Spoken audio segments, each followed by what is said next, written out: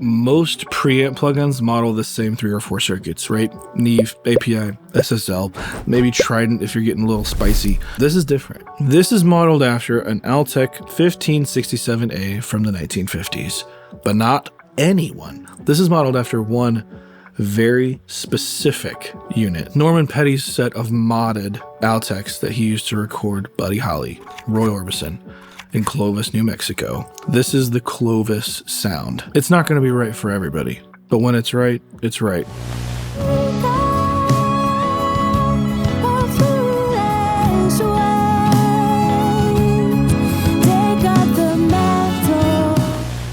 This isn't just another plugin. This is a piece of recording history.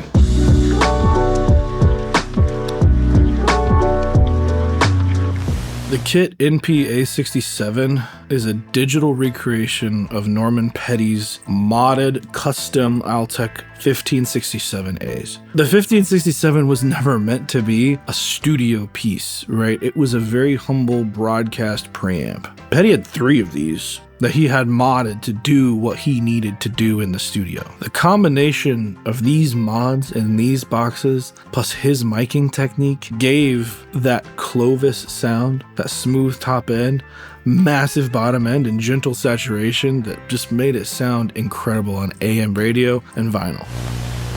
Here we are on a lead vocal. Pretty straightforward. Input, mix, output. So this is how this plugin opens up right off the bat. Pick up the mantle,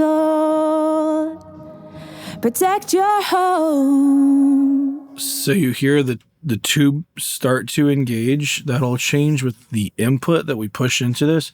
Keep in mind the mix is all the way up, EQ is flat. You have a high pass, low pass, and then you can turn the hum on. Where I really like this is pushing the input stage a little bit, pulling the mix back, boosting a little bit of treble. Waiting for wake up, a foolish world. This has a little bit of life there. One of the things that I love about Norman Petty, and I'm going to be real with you, it's not like I sit around listening to Buddy Holly records all the time, but reading about him, it was super interesting that he was basically in the middle of nowhere as far as recording goes. He wasn't in LA. He wasn't in New York. He was just in the middle of nowhere doing his own thing in Clovis, New Mexico. A lot of engineers in the 50s, they had these like big corporate jobs. This is when engineers had the white coats. It was a very scientific staff job. Petty was in Clovis, New Mexico, and if something needed to get done, he had to do it himself. So let's see how this breaks up on the input. Waiting for wake up, a foolish world. Pretty crazy, right? Let's pull up Radiator, which is our other 1567. Let's turn the noise off. Waiting for wake up, a foolish world. Significantly louder. Waiting for wake up. You hear how much more aggressive Radiator is as opposed to this. Waiting for wake up, a foolish world. He took some broadcast gear, the Altec 1567As, and he modded them. He found a way to make it work. He found a way to take those boxes and make them sound the way he needed them to sound for his space and the way he works to make hit records. He designed his own studio, he maintained his own equipment, he was constantly experimenting with different mic placements and gauge staging to get the most out of his space. It wasn't just about making things sound good. He wasn't pursuing perfection. He was focused on making it sound good to the end listener, taking into account what they were listening on, jukeboxes, AM radio, vinyl. This is what made the Clovis sound. Trying to make things translatable on an innumerable, very low quality set of end listener experiences. This whole thing was built on resourcefulness, problem solving, a deep understanding of the end listener and how they're listening. And we complain now about mixing for AirPods. Where I find I really like this is on stringed instruments.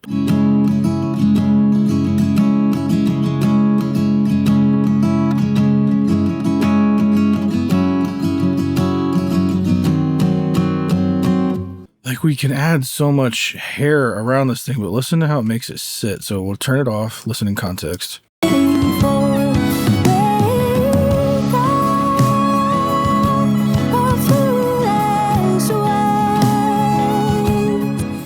It's that little difference. We're not hearing it a ton when it's soloed, but all that extra information just makes it pop right out of the mix. Then again, this isn't going to work on everything, but when it's right, it's right.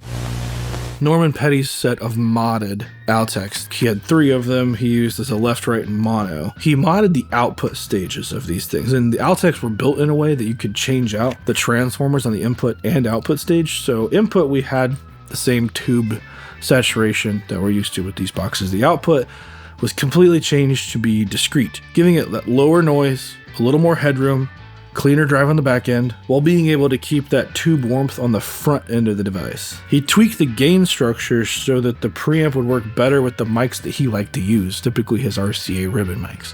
This was very purpose-built. Even the routing in his console was custom so that he could change things in and out without patching different spots. This is like very forward-thinking stuff for one little small studio in New Mexico in the 50s. Violin.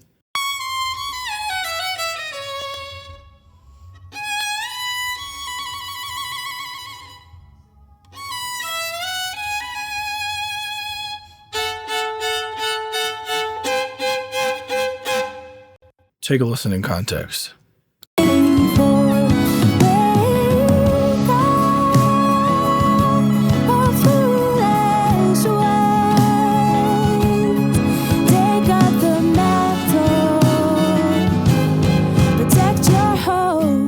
It doesn't come across as dirt. It just comes across as kind of bringing it more intimate to your face. The 1567s have an EQ and treble. Legend has it he modded it so he could bypass the tone stack altogether to get a more open sound. So the Clovis Sound wasn't just stock Altecs. It was Petty's own version of them, and that's what the KIT MPA67 is built off of. Those exact units. The other thing here, we have a pretty handy little midband.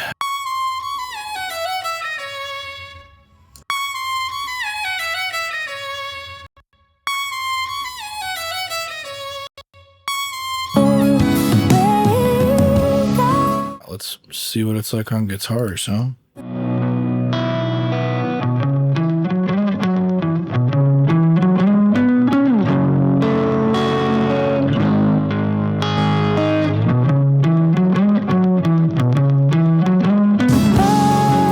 That's really cool. That is really cool.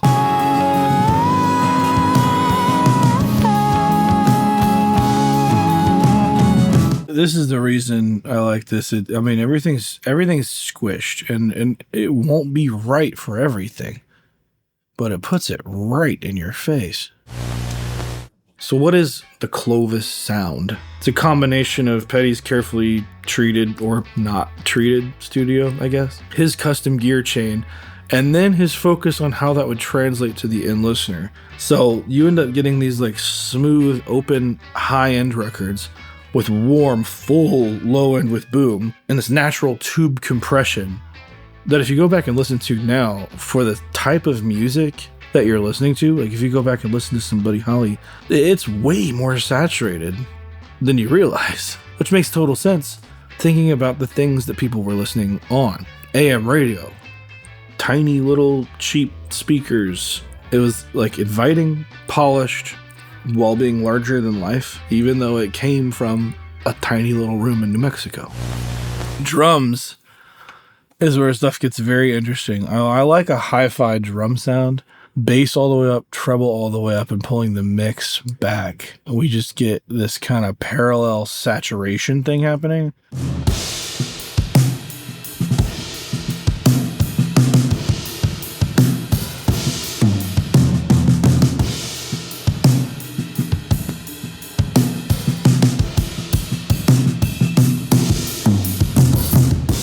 Across the drum bus sometimes is a bit much for me, but I do enjoy it on overheads.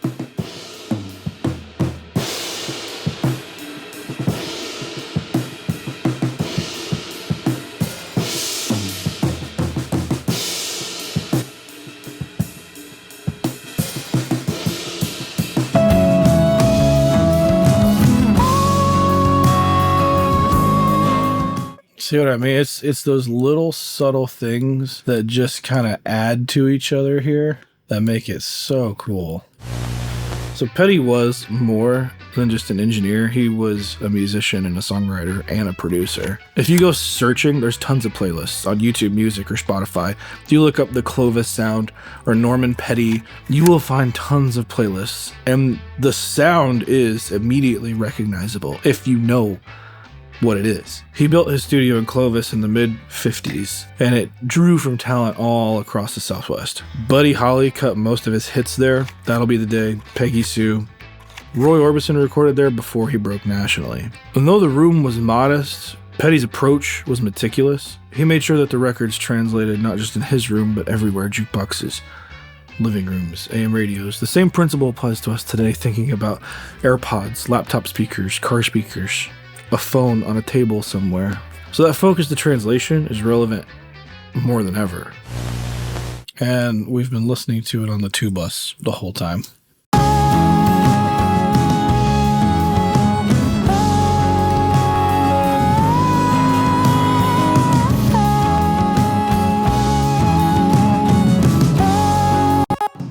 You can start to see why he did what he did in certain contexts, because it's bringing certain things forward. There's a lot of low end without being subby, which for translation purposes works really well for vinyl, for AM radio. It brings the source straight to your face. That's exactly what he would have needed to do. And it's an interesting tool. Like, it's an interesting look back at history and the limited tools that were available and just making it work. Super interesting to me. Now, if you're after some super clean, ultra transparent gain, this is not the plugin for you. This is going to add character. Sometimes it's exactly what you want, and sometimes it's not, and that's fine. This is not the first Altec emulation. Think Soundtoys Radiator. That is a 1567, although it is not Petty's version. So if you put these in the same spot, you will quickly realize that Radiator breaks up a lot more aggressively, a whole lot faster, and the EQ feels different. They're effectively different units. I think about some of my favorite stories that I've read about him, and it feels so relatable. Like V, his wife, he would often have her come in and play organ for projects, and even on Buddy Holly records. So it's like that level of hands-on family, getting everybody involved. And I think about doing that here, often bringing my friends or family in to do things on records. Here we are, kind of in the middle of nowhere, DIY and doing our own thing. A man after my own heart. Most plugin companies stick to the same emulations, the Neve, API, SSL. The KIT NP A67 is different. It comes from small town studios using affordable gear, modified by a guy who cared more about the performance and the end result rather than the brand name on the box.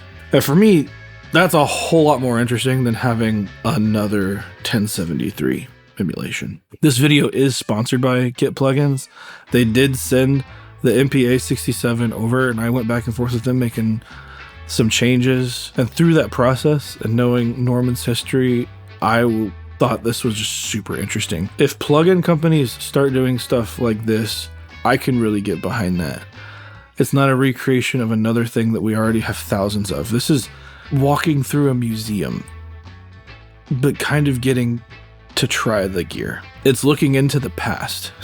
I thought it was super cool. And if you think it kind of has that same cool factor, there is a link in the description. Go check it out. So thank you to KIT Plugins for making this a reality and letting us kind of look into the past. I want to hear your guys' take on this. What do you use for color?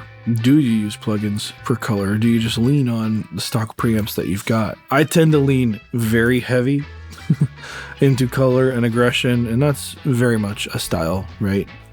One of the styles of all time. And this plugin's not going to be right for everybody, but if you enjoy saturation, this is something that's different and something that's kind of quirky and cool, and sometimes those are exactly what we need. So if you've never listened to Norman Petty and you don't know what the Clovis Sound is, go listen to some Buddy Holly. Check out Everyday or Peggy Sue, and imagine that sound coming from a small town in Clovis, New Mexico, through a preamp like this. If you guys like this one, hit the like button. If you want more, subscribe. If you want to see how we made this song, go check out this video down there. See you guys in the next one.